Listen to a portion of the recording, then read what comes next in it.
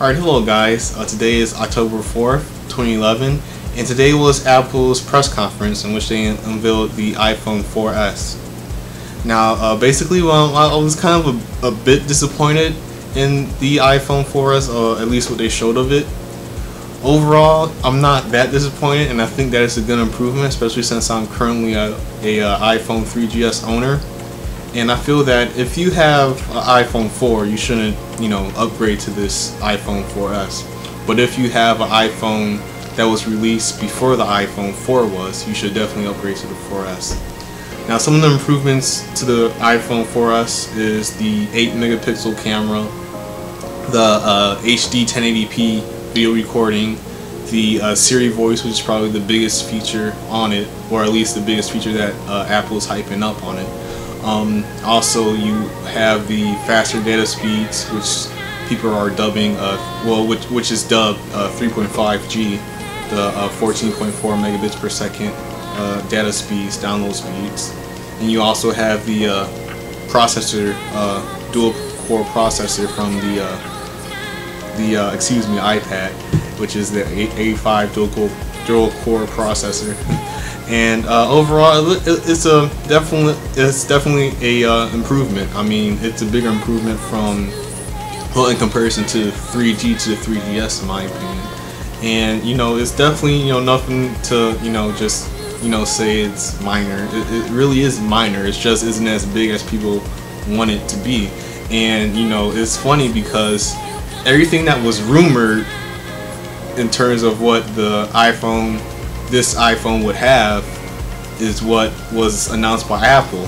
Everything except for a bigger screen and the name iPhone 5. And those two things, a slightly bigger screen and the name iPhone 5, if the iPhone 4S was called the iPhone 5 and if it had a slightly bigger screen, nobody would be saying this would be nobody would be saying that this was a disappointment.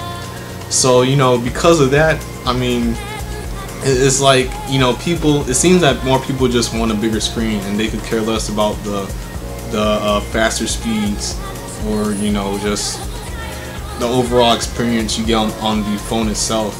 I mean, iOS 5 alone is a big improvement, and if you're using that on a phone that's faster, that's gonna be that's gonna be a decent improvement, no matter what. And I mean, a bigger screen would have been nice. But overall, the screen size on an iPhone, at least in my opinion, I mean, it's perfect.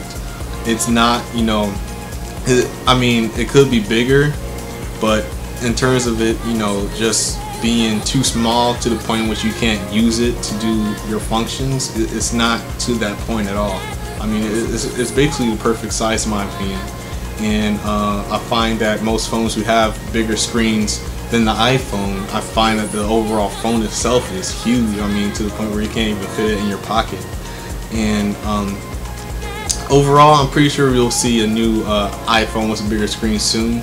But I expect the size of the iPhone itself to be overall the same, and it to have the same, same front design, the same iconic front design with the one home button at the bottom and the screen at the top. But I expect the screen to take up more space on the phone itself, and that's what a lot of the concept designs showed. But overall, the iPhone 4S is a decent improvement. I'm definitely going to get it since I have a 3GS now, and it's not the improvement that most people thought that they were gonna see from Apple today, but it's definitely an improvement. And I don't see how anybody can not say that it is. I mean, you're getting faster data speeds in terms of browsing. You're getting just an overall faster phone. You're getting the voice assistant, which looks really nice and really cool, especially if you can't get your phone out, hold it in your hand. Since you might be busy doing something with your hands, it looks good for those type of situations. And overall, it's a decent improvement. It's not a big improvement, like I said before, but it's a definite improvement. And nobody can downplay it, really, or should. Excuse me, nobody should downplay it, since I mean it's a like I said, it's an improvement. Now, another big thing is that there will be a 64 gigabyte version, and the version will cost, I believe, $400.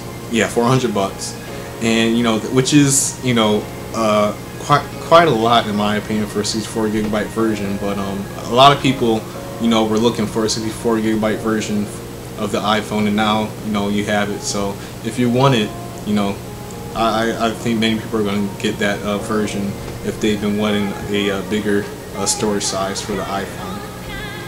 The thing about that though is I wonder how much that is out of contract. Out of contract, that has to be close to $1,000, which is pretty ridiculous in my opinion.